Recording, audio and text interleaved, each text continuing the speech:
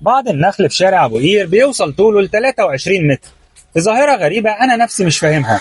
هل الموضوع ليه علاقة بالسلالات؟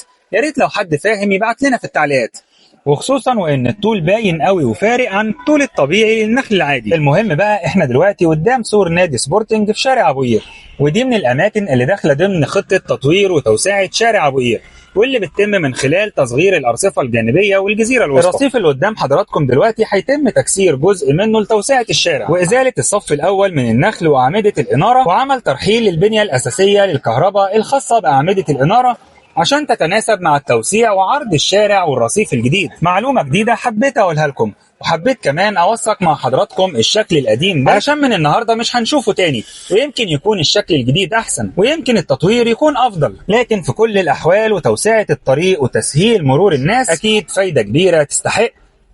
مشروع تطوير شارع أبو قير وتوسعته عدى بعدد من المراحل، واللي بدأت عند كلية الهندسة ومنطقة الإبراهيمية، ووصل لحد كفر عبده ومنطقة رشدي وتعديل الجزيرة اللي قبل شارع سوريا، وحاليا بيتم في منطقة سيدي جابر وكوبري كليوباترا وصولا لمنطقة سبورتنج اللي حضراتكم بتشوفوها دلوقتي في الصورة. حلول جديدة بيتم تقديمها لتحسين حياة المواطن للأحسن.